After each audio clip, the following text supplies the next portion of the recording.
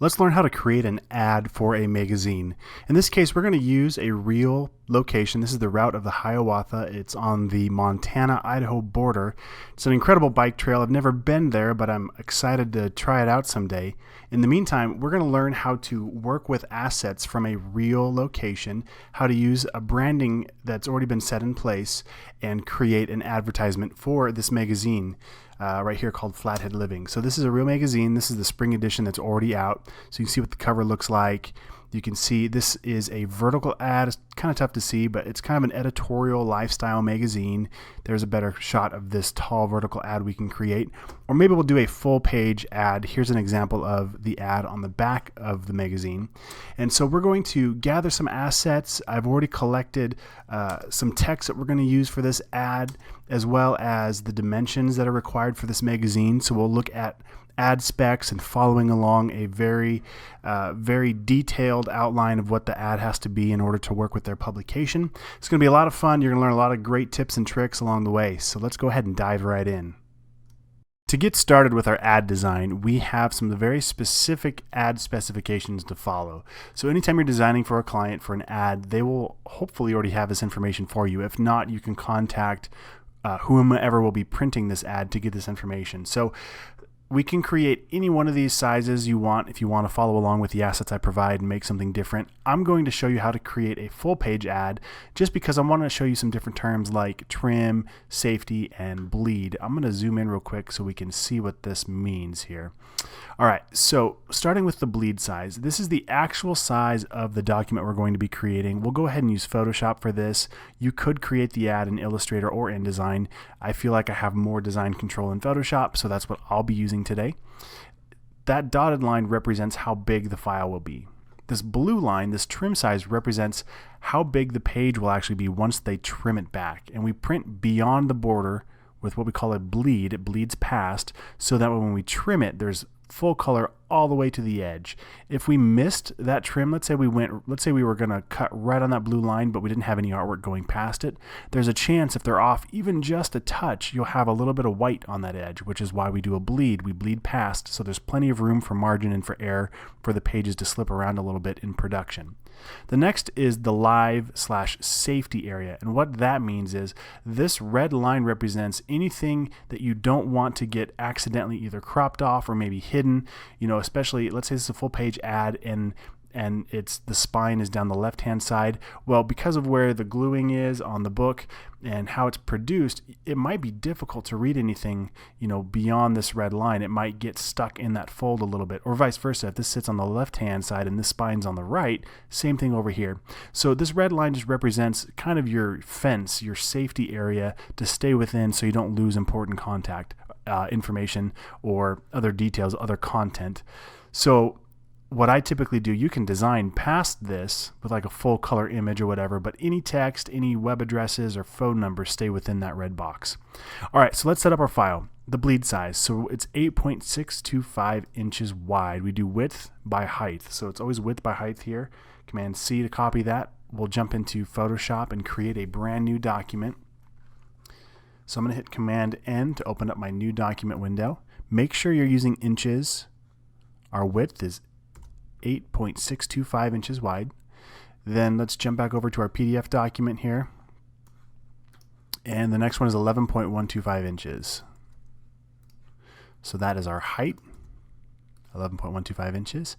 300 DPI, and we have our CMYK file set up, so we're good to go. I'll hit OK. And now the first thing I always do when I get this far is hit Command S to save this document, or save as if it's the first time you've done it.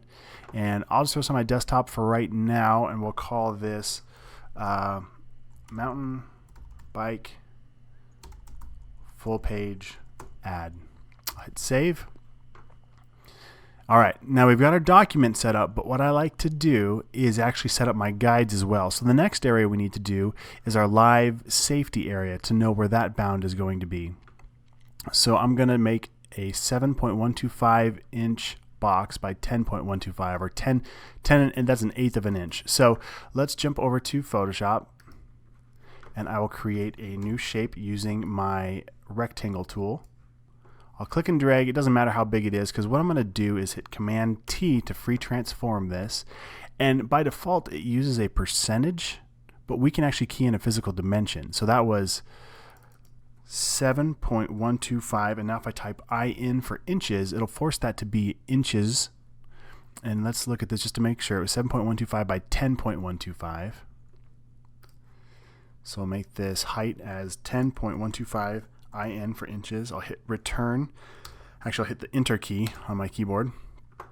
And now I'll hit Command A to highlight my whole canvas area, which gives me these align options here at the top, and I'll align it vertically and horizontally.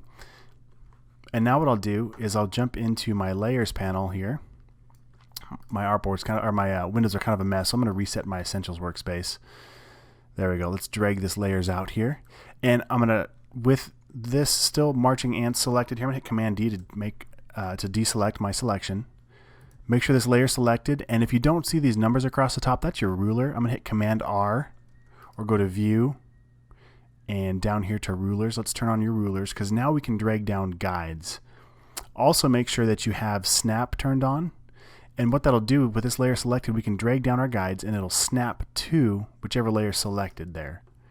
I can click and drag and now hold Alt to change it to a vertical ruler, or just drag out from the left-hand side here. So all I'm doing are creating guides for myself, and I'll rename this and I'll call it Safety. That way I know what my safety guide is.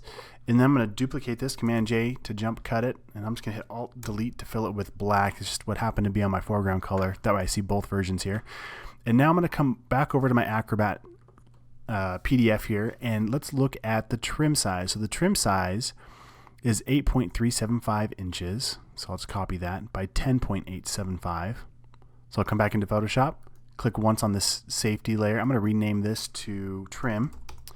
I'll hit Command T to resize it, and that width was 8.375. And make sure I type inches, or it's going to think that's a percentage. See how skinny that is? It thinks it's 8%, but I want it inches, so I'll do that.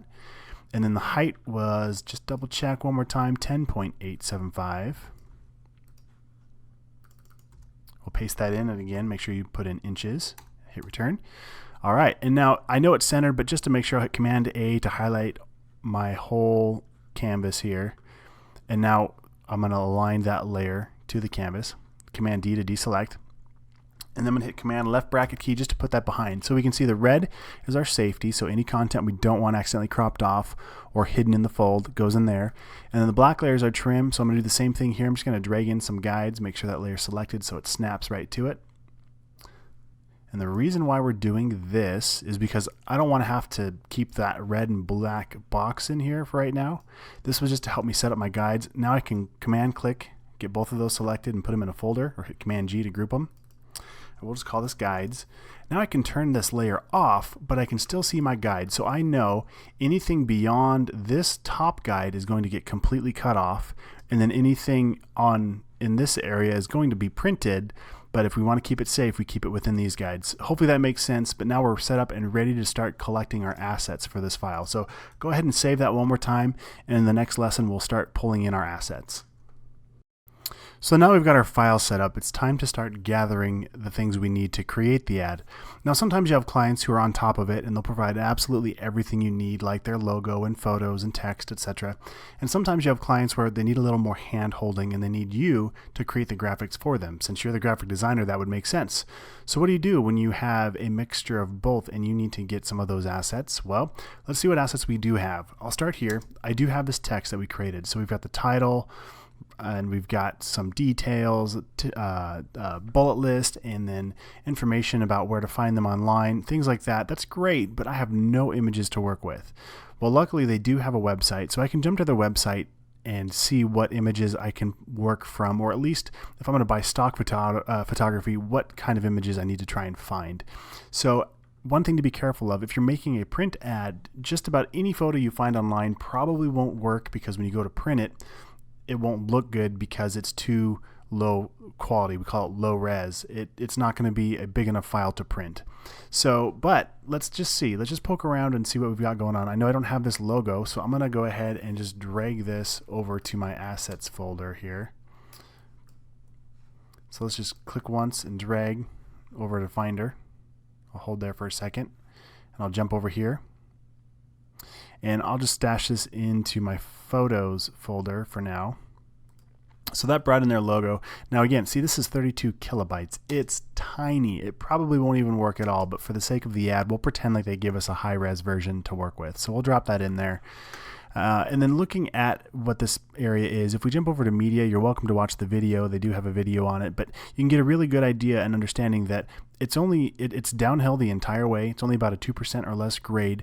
So when it comes time to find images, if we can't find media that we can work with out of their photo gallery, which we'll come back here and pull some, but as we're looking for stock photos, what that tells me is images like this where we have a serious mountain biker either doing tricks or going uphill really doesn't make sense. It's not that kind of a trail. This one might be okay, but it's not that flattering. We don't want to look at the back end of people. We want to look at probably the faces of people having fun. And again, this landscape doesn't match. It's a cool photo, but it's not the right setting. So as we start to look through and pick stock photos, if we need to rely on a stock photo, we have to be careful that it matches with the setting and the scenery and what we're trying to convey as far as the message. So that being said, I've actually found a couple that might make sense. So what I'm going to do here is just grab a couple of them. You know, this one might not be the best photo for a couple reasons. One, I don't have a lot of space around the photo to work with, and it's a little cheesy. It does definitely feel like a canned, stock photo. But what we'll do is we're going to save a preview. So I'm going to click on this twirl down arrow, and I'm going to create a new library here, and we'll call it the Hiawatha, and I'll just call it that so that way I know what it is. I'll add that rather, and now it's saving that comp. One thing I forgot to mention as I just dove in here, I just went to stock.adobe.com to open up that page and started searching for images. So you can search that way, or you can search for images right within Photoshop. So now when I come back to my libraries here, I can automatically see that new folder or that new library I created is right in here under my libraries window, and I can search Adobe stock right from in here. So I can search for mountain bike, and it's going to give me results right within the Adobe Photoshop libraries window. So let's say, just again for the sake of the exercise here, maybe we wanted to add one of these. Let me see if I can find one real quick that might make sense here without taking too much time. Maybe this one, and what I'll do is I have the save preview or I have the license option. Well, we don't want to buy it yet, so we're just going to hit this little cloud icon to save a preview, and now I've got 2 stock photos to work with. All right, now let's keep going. Let's go grab some more photos. I'll jump back over to their website, and I can see that they do have a gallery. So let's just see if any of these make sense. I'm just going to click on a couple of them here, and I'll right click, and if I can, I'll hit save image as. Some websites you can do that, others you can't see it. I will save it to my, let's create a new folder on my desktop, and we'll just call it photos for now as I just start scraping some stuff and dropping it in there. I'll hit save. And maybe this nice mountain photo. Now, this doesn't advertise as well for us because there's no bikers on it. So at a glance, it doesn't really convey the message or the story we're looking for, but we'll throw it in there. And maybe one more. I know they talk a lot about the tunnels and stuff, so let's just see if this one. So we got happy bike riders. We've got a bike trailer for a kid, so that tells us it's a kid-friendly, family-friendly ride. So that might be a good image as well. So we'll save this image. All right, so let's say that was a strikeout. Let's say we didn't get the photos we want. Well, luckily they do have Facebook and Twitter and Instagram. So I opened up their Instagram and found a couple more photos that might work. On Instagram, we can't right click and save as. It gives us just the HTML file. It kind of protects it from scraping content, but we can take a screenshot. So Command Shift and the number 4 to click and drag and make a screenshot there. That'll just throw the screenshot right on my desktop. So if I go to my desktop right here, we can see that new screenshot that I just took. I'll drag that into my photos folder. And then on Facebook, we can, kind of quickly scroll through and see if there's any good images that we want to pull from. Here's kind of an interesting one.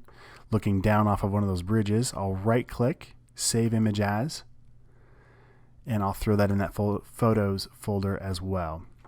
All right, so now we've kind of gathered our photos to work with. Next, what I want to do is look at some of the overall branding. So there's a cool app I like to use. I don't know if you call it an app. I guess it's an extension for your browser, and they have it for Safari and Chrome that I know for sure. I haven't tried it in the other browsers, but to know what fonts they're using for their website and their branding. So I have this little extension called What Font. I can click on that, and now I can start typing or clicking anywhere on their website to see what fonts they're using. So it looks like they're using Oswald, and that's the color. They're also using this one. I've never seen that one before, but Yanone. Anyway, so we can do some research and try and find these fonts. In this case, I'll probably just stick with Oswald because I know we have access to that with the Google Fonts library. And if you want to get that extension, go ahead and search for What Font extension, and you can see it here. Just add it to Chrome, and then you'll have this little icon, and you can jump on any website and see what font they're using for different things. So I'll click on that What Font, and you can see Instagram uses Proxima Nova. So that's a great little extension. I use it all the time, and when you're done, you can just hit exit up here or just hit the escape key. All right, so we've gathered our assets, we've got our text, we've got our logo, and we have some photo ideas. So in the next lesson, we're going to go ahead and start pushing some pixels around. I went ahead and grabbed a few more photos that I thought might be helpful and found a couple more stock photos as well. So what we're going to do in this lesson is bring in those photos, start gathering our text, and just kind of roughly getting things in place. That's all we're going to focus on right now. So here's a few more of the photos I found, and they're okay. Some of them are pretty grainy because we did grab them from the web, but some of them look a lot better. And you know, like this one, little kid having a good time. He's got his headlamp on for those tunnels. And this one at the entrance, and another one, smiling kid. Again, this really speaks to the ad as far as it's family friendly, which is I know what we're going for here. And then I found a few more stock photos as well. I'm in my library. I'll just drag this right over into my document, and you can see this is another one I found actually on Adobe Stock, which I was surprised. If this isn't the right park, it sure looks a lot like it. So I figured it's a good one to use. And I have another one here of them entering into the tunnel. It's not as close to what I'm looking for though, because again, their backs to the camera. I want to see faces, and all that black again isn't that flattering, but we could do an ad that speaks to the tunnels and stuff as well. And so what I want to do now is just start working with this, and I like this image. The reason why is it gives me a lot of space to work with. To drop text over the top, it really shows off the landscape and how pretty it is there. So we'll start here, and what I did, I just drug a copy of this over into my canvas here, my artboard, sorry. And you see this little cloud here on the icon. That tells me this is part of one of my cloud assets. So I can apply filters and things, and I can modify this. And I'm not committed to this photo yet. Obviously, it still has the watermark, but as soon as we get approval from the client that this is the ad they want to roll with, all I need to do is license this in my library. Right click, license image, and then that watermark will go away. So we can do all these adjustments, and then at the end of this thing, license this, or maybe we'll get another idea down the road and use an entirely different image. So what I do now, I'm just going to bring this in and start resizing things, scaling it up, and seeing what I have to work with. And I can bring this up if I wanted to. That number will go away as well when we license this image. I kind of like the idea of putting them on, you know, what would be the ground of this ad, and then having lots of headspace to bring in our text. So I'm going to go ahead and hit return to commit that change here. And let's dive in and grab our bike assets here for the text. And I'll work a couple different ways. Typically, I'll bring this in line by line. So for this mountain bike top 10 pick, I'll just grab that whole line of text, Command C to copy. I'll come in here with my type tool. I'll change my fill to white. Click once and paste. It came in really small, so hit Command T to free transform to bump this up. Okay, and that's not the font I want to use. I'm going to use Oswald. And I don't have this on my system, so this is a great time to see if this is in Typekit.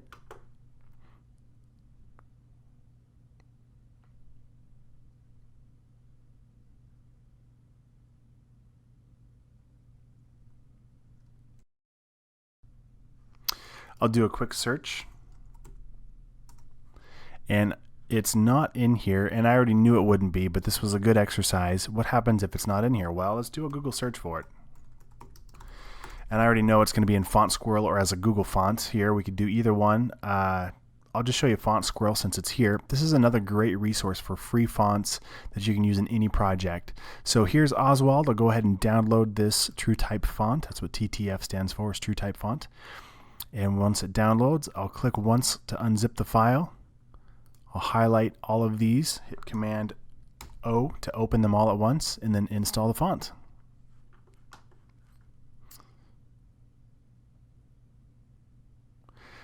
So once I have that font installed, I'll go ahead and jump back over into Photoshop and see if it picks it up right away, or if I need to close and reopen it.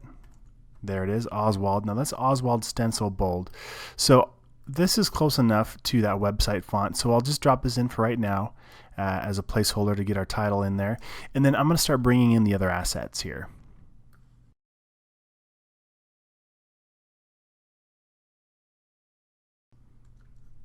Now for the bullet points, because we can't really do bullet points in InDesign, I'm going to show you a little trick here on how I use a system called Font Awesome. It's just another font that lets me do icons and bullet points, etc. So we're going to do that once we get our text in here. We'll come back to that to get those bullet points.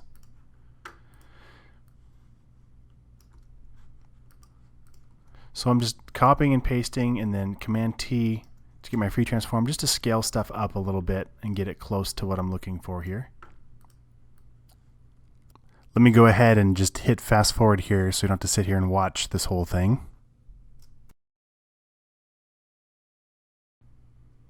All right, here we go. As you can see, we have a lot of content to try and gracefully place in this ad without it looking too busy. So I'm going to go ahead and hit save, Command S on my computer here, so that way at least we save where we're at. And in the next lesson, we're going to go ahead and refine this layout a little bit further. In the last video, we got our photo in place and some of the content ready to go. I had a little issue with that font, with that Oswald font. It brought in the stencil version. So real quick to fix that, because we're going to want to have that. When I installed the font, it brought in the one font, but I needed to close that, come back in and install each version individually. So that's what happened there. I've already done that. I got little yellow check marks giving me errors because I've already done it once, but that's what happened here in case you got stuck at that point. So I'm just going to click on that, triple click, and then we're going to change this font from Oswald Stencil to, let's see what Oswald Heavy, Bold. Bold is probably a good one to use. And now what I'm going to do is hit Command Shift and the letter K, which is going to change this to the all caps version of that. I'll hit enter on my keyboard to commit that text here. And what I want to do is I need to figure out what my number one message is going to be. Do we want to do mountain bike top 10 pick or ride the Hiawatha, right? So what I'm thinking is that most people probably have never heard of this trail, at least not yet, but they have heard of USA Today. So for me, the biggest elements, if we're going to have some sort of structure, hierarchical structure, is we need to figure out what is the number one message. Everything can't be the same volume. Right now, if we spit this ad out like this, it looks terrible and it's really hard to digest. Obviously, I mean, for one, the text is right over their face, but the text is all the same size. So everything is the same volume and it's all loud. It's all bold, it's all caps. So we need to go through and refine this a little bit. So what I'm going to do is just put this on 2 lines and hit Command A to highlight all of it. And then I'm going to change my leading by holding down Command, Option, and the down arrow key to kind of jump it down. And if it goes more than you want, we can refine that further by going to our character panel. I'm just going to dock this layers panel back over here. And I don't see my character, so what I'm going to do is come over here to Window, come down here to Character. There it is. It was hiding right there. And so now I can come and refine this. So by hitting the up and down, Command Alt up and down, it was jumping. You can see over here between 11 and 40. Well, that's too much of a jump. I want a kind of a happy medium. So I'll just key it in right here. I'll triple click and let's try 20. That's not quite right. Although that is kind of cool. So I'll leave it like that. I'll hit Enter. Command T to make this even bigger. And maybe not as cool as I thought. Let's go ahead and give this more space. I'm just going to hit the up arrow keys and just kind of nudge it down until I'm happy with it. That looks pretty good right there. Let's see, mountain bike top 10 pick. I'm trying to decide if I want mountain bike to be huge or if I want USA Today to be huge. So I'm going to do top 10 pick up in one line here. Hit return. And scale this back down just a touch. All right, mountain bike top 10 pick.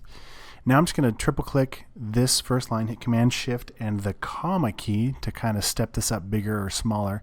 And again, I'm having the same issue where it's jumping more than I want it to. So I might triple click in here and just hit 40 for my point size. And remember, these guides, these are my safety. Technically, it'll print all the way out to here. Anything past that line gets cut off. But to keep it safe and make sure that nothing gets lost, I'm just going to keep within these guides here. And I might change this to center it. Drag this back over. So we're getting closer here. And seeing how this is starting to play out, I think I changed my mind again. And so I'm just going to put this back on this line, hit space, and then hit my forward delete key to bring that back in place. And now what I can do is change the weight of this font. Right now it's set to bold. Let's try light and see what happens there. I like that better. So I'm going to click on this and make it bigger, Command Shift and the period key to step that up a little bit. Now to get it exactly the width I want, I'll hit Command T and just scale it up just a touch so it's exactly that size. And then I'll triple click here, and I'm going to change the tracking or the kerning, whatever you want to call it, Command Alt right arrow to kind of step it out a little bit. And it did pretty good. It got it almost exactly where I want it. And you can see right now that tracking is set to 240.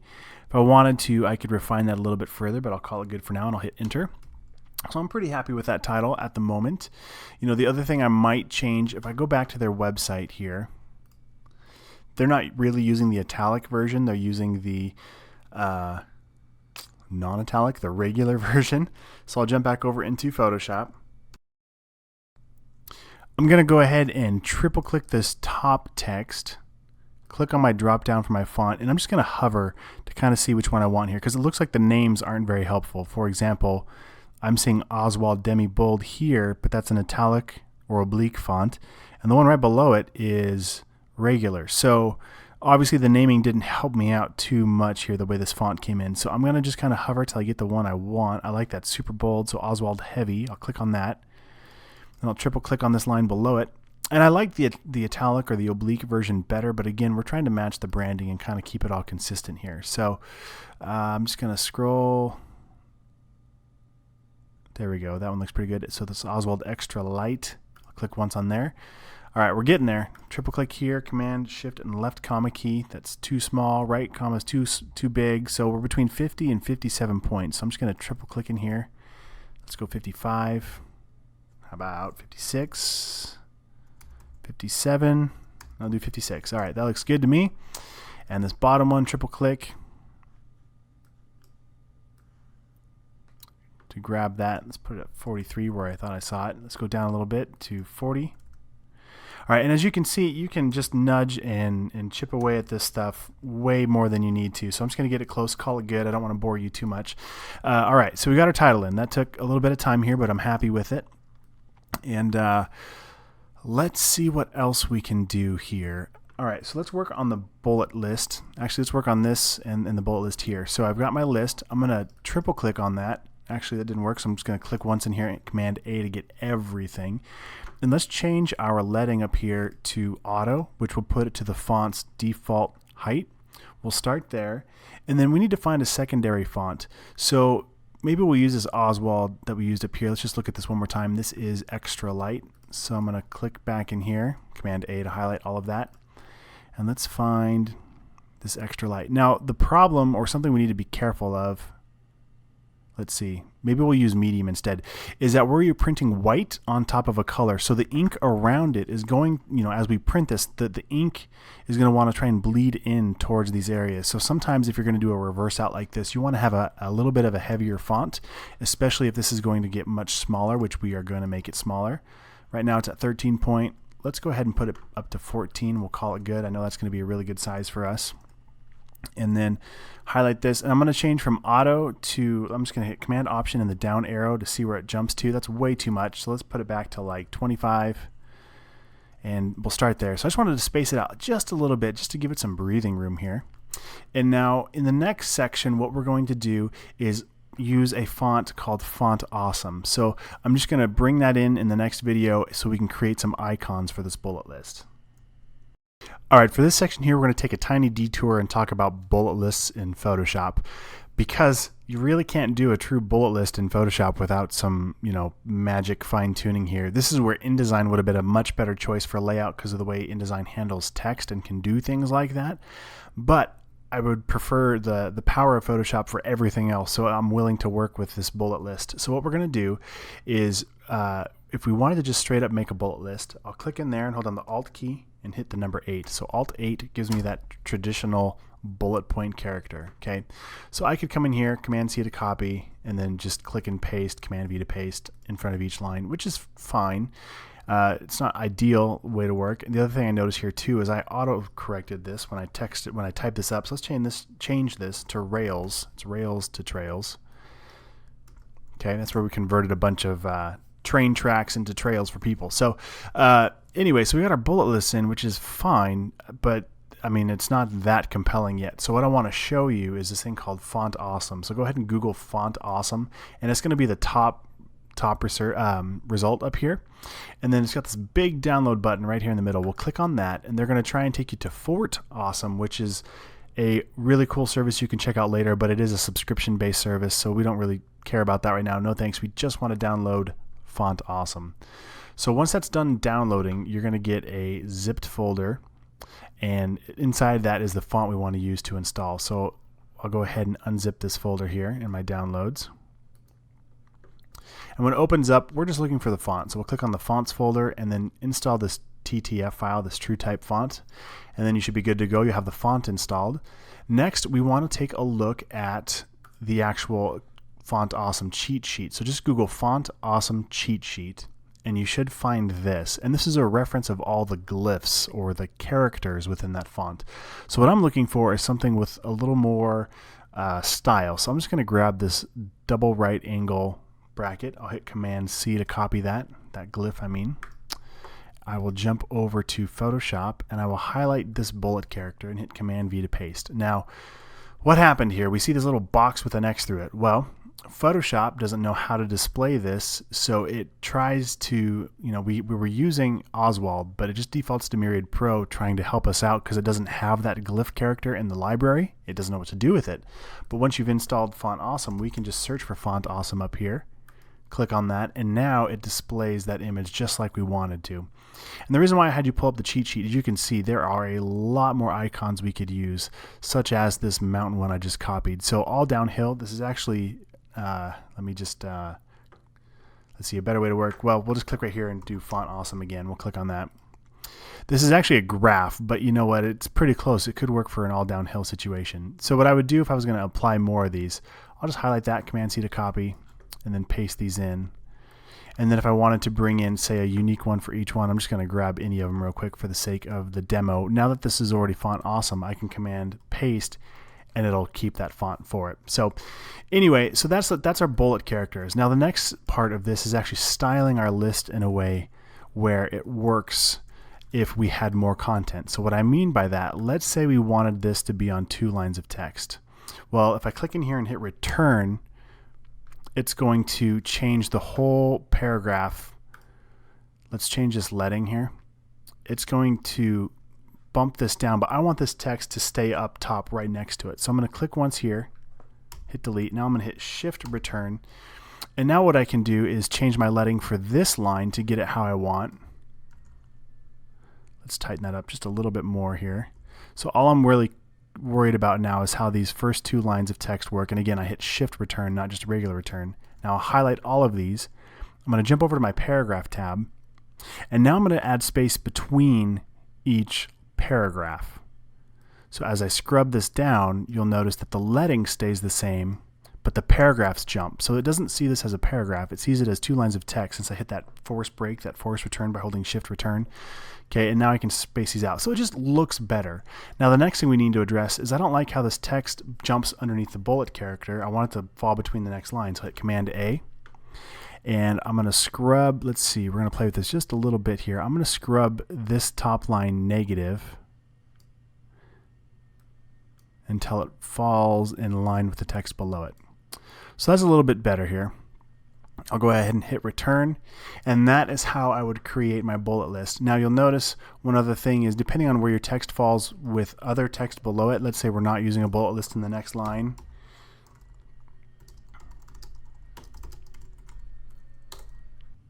we can control where it falls by scrubbing this other text indent line up here. So you can really refine and tweak this to your liking, but it's just the workaround that I've learned how to do in Photoshop, and hopefully there's got to be a better way, but that's the workaround I use for right now. So there we go. In the next lesson, we're going to go ahead and refine our ad, get it finalized here, and get it to print.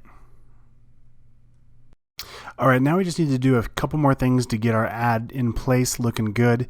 And I won't go through everything. I don't want to bore you, but I will go through the few little finishing touches here, and then I'll show you what I come up with for the final ad and how to export it. So what we're going to do right now, again, we need to continue with our structure here. We need to find a home for this text down here, and I don't really want this bullet list hanging out in the trees. So I'm going to click once on this photo, hit Command T, and I can see that I have a lot more photo below here. In fact, let me undo that, or just hit return. I'm going to hit the letter F, which cycles through my screen mode. So we were right here on this first one. There's 3 different views. I'm going to hit F to get to the next one, and that way I can actually scroll up a little bit and see more. Now I'm going to hit Command T.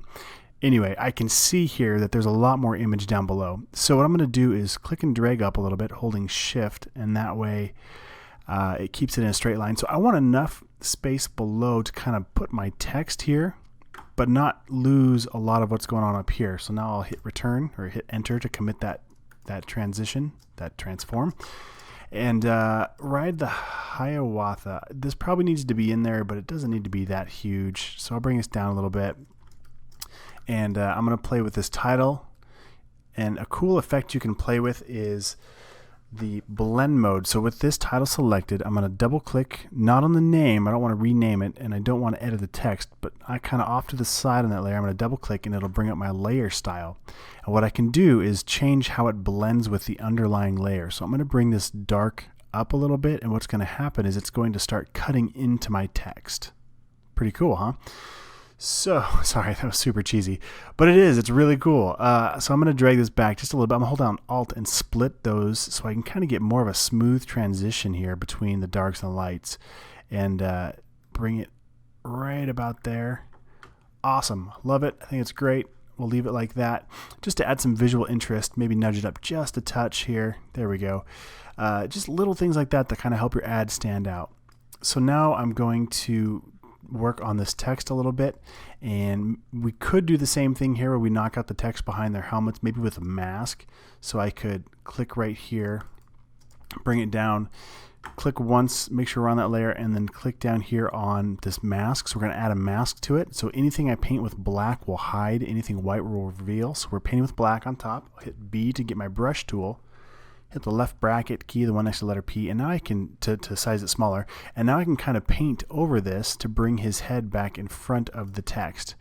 And this is just a quick selection here, so you'll see my text isn't affected. I've just got a mask going on. If I hold on Shift and click on it, it turns that off. So it's just a way to bring them in front of that text here. And I don't like this list up top.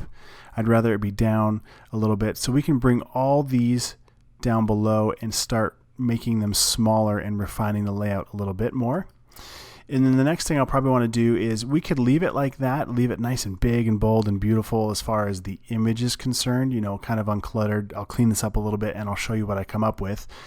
Or we could maybe add more photos in here. So what I might do is I'll hit the letter U to get my rectangle tool, and it doesn't matter what color I'm drawing with. I just want to draw a few rectangles in here. Now hold on Alt, click and drag, holding down Shift to drag a copy perfectly centered. Alt Shift and then click. Now I've got 3 boxes. I'll Shift click all of them, Command T, and drag it up to fit within my guides here. So now I've got boxes that I can use as a mask. So let me show you what I'm talking about. I'm going to jump over to that ad real quick. And I just jumped into that photos folder that we had earlier because I want to grab some photos that kind of show off what the trail really is. So here's a nice one where you can really see one of those sky bridges. So I'm going to click once on this rectangle. I want to put that one in the middle. I'll jump back over to Finder and I'll click and drag over into here. And I'll scale it down just a little bit. I'll hit return. And now coming over into my layers panel, I'm going to hold between those layers, hold down the Alt key, and then click, and the layer above will be masked by the layer below. So there's one image in there, and I can scale it to however I want. And now let's grab a couple more real quick. I'm going to grab one for the left side, so I'll click on that, so I'm right there. That way when I bring in my photo, it'll come in right above that shape. So here's another nice one. I'll click and drag over there. Hold on Shift and click. There we go. Hold on Alt to mask that, and I can refine this so that you'll notice the mask shape stays still, but I can scale and transform the shape to fit. And now here, let's grab another one. And I could grab that one. It looks a lot like the other ones we have. Maybe we'll grab one of this kid. Let's see which one do I want to use. How about, yeah, we'll use this guy. All right, here we go. I'm just going to click one more time, make sure I'm on that rectangle layer, so when I bring that photo in, it's at the top. Resize it a little bit. Hit return. Hold on Alt and click between to mask it. And now I've got 3 images right across the top. Now the next issue is they don't really stand out, and they blend in pretty closely because of the trees behind it. So there's a couple solutions we can do. One would be to maybe put a stroke around it. So I'll click on that rectangle layer, and then I'll double click off to the side here, and I will add a stroke layer style, and we can see it adds a nice stroke. Maybe I'll change the size of it, and we can play with some different options there, but I'll leave that alone for now. And then I can take that layer style, we can turn that on and off. So we just added a layer style to that shape. I can hold on Alt on that effects layer, click and drag down to the next one, and automatically apply it to the next layer. Another way to do that is to right click, copy shape attributes, or copy layer style. Actually, this is a layer style. Click back on this other shape that doesn't have it yet, right click, and we want to paste the layer style. There we go. So a couple ways to work there. So that's one way to set these images off from the background. Another way we could do it would be to come back and grab these, and I'm having a hard time seeing all my layers, so I'm just going to tear this out, and we can shift click between all those layers and put them in their own folder. And I could apply maybe a drop shadow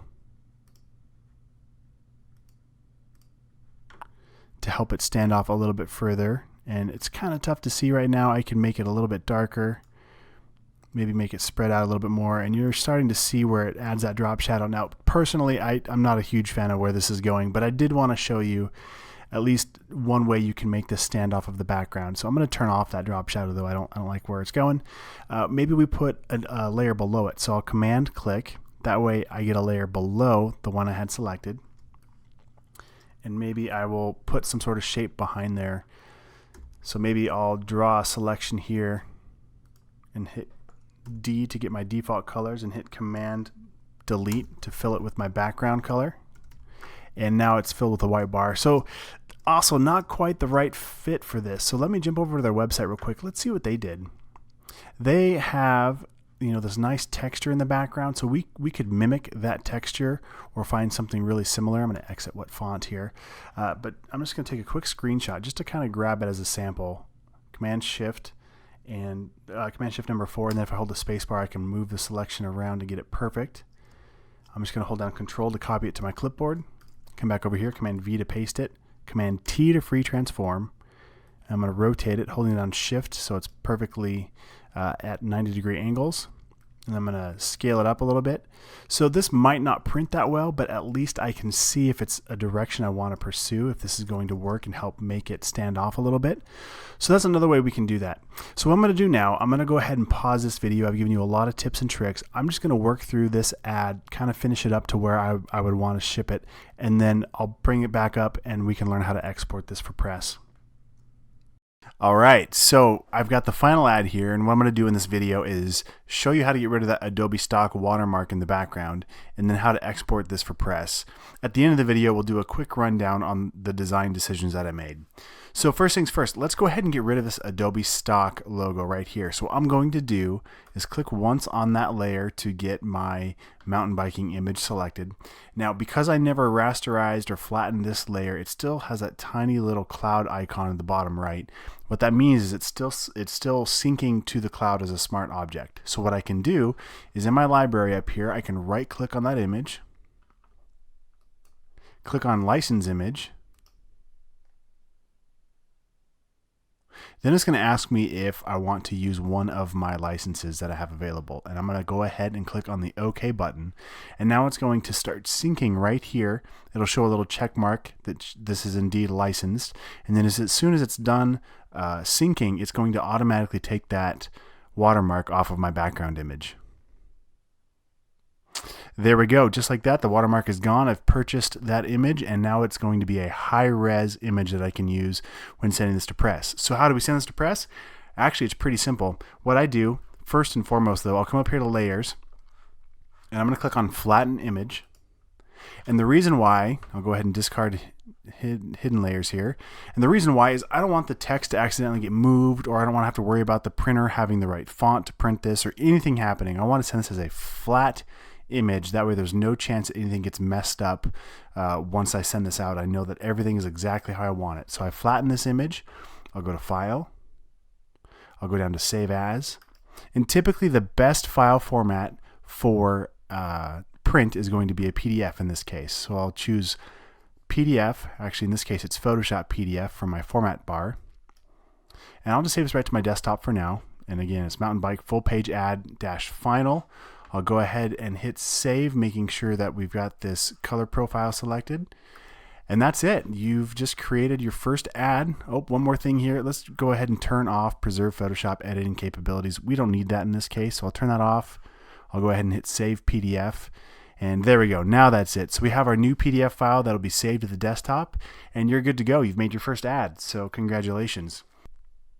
All right, now let's take a look at this ad from the perspective of a graphic designer and marketing in mind. So I think it's an effective ad in that it, right off the top, you know it's about mountain biking. You know the word Hiawatha is obviously like that's what this place is.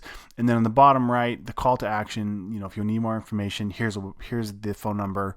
And we've got all the social media icons on the left. So that's all great. Like from the perspective of what an ad needs to do, it's working great. Now, a couple design decisions that I wish I could have done a little bit better would be, number one, is always pay attention to your hierarchy or your hierarchical structure. You can't have the same volume on everything, right? So what I mean by that is this title mountain bike is almost the same size as Hiawatha, but there's a conflict here because the word mountain bike is at the top. Reread top down, right, left to right. So since this is at the top, we see that first, but our eye is fighting to want to read the word Hiawatha down here. The other issue is because we have people in our ad, we are by nature, when we see people, we'll look at them first, almost always. And so we've got these people, but they're tiny down here and the title's big. So there's a lot of motion and movement in the ad, which is fine. But typically I like to pick one thing and make it the complete focus. So it's okay, but I feel like I could have pushed this a little bit further, and that's where you as a designer have to decide where you're going to spend your time, right? So sometimes budget or timing just doesn't allow you to pursue all of the design looks you want. So anyway, that's how I ended up with this look. And then down here, the rest of it is just making the text fit in a way where you're happy with the negative space and where it lays out. So for example, this chunk of text right here, it flows kind of nicely around where his hand is and where his feet. The negative space is really nice. It's a good balance between the space above this line here on the horizon and the footer. So I'm pretty happy with where the elements line up, and if I turn my guides on, you see everything lines up really well. So pay attention to the elements on a page and how they all come together. Like down here, that guide is carried all the way down to where my text falls on the right and on the left. So I always pay pretty close attention to that. Now I'm aligning this text down here across the bottom guide where my safety is. That logo kind of creeps past it a touch. And this text over here is lined up centered to this logo, just trying to give it as much balance as possible. So these are little design decisions that you'll have to make as you work through things. Don't let stuff just fall on a page and not make a conscious decision about where it's at. Now the other thing I did bring in some custom brushes, and basically this layer right here is just, it's got a light brown texture over the top of my dark brown footer that has kind of a roughed up edge. So that was just using custom brushes in Photoshop, nothing too crazy or fancy. And feel free to download this file in the assets folder, and you can pick it apart and see how I made it. So hopefully that's helpful. Hopefully you enjoyed this section, and thanks for watching.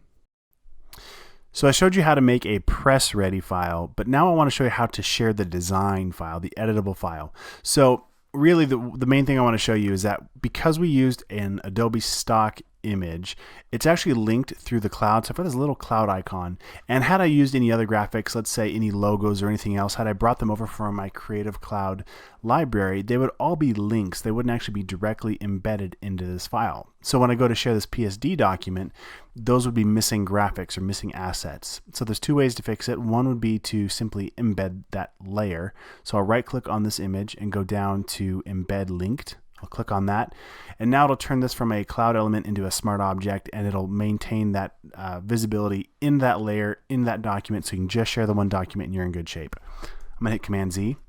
The other way around this is to come up here to File, down to Package, and throw it anywhere you want. It'll create a new folder for you. So I'll throw it on my desktop. I'll hit Choose.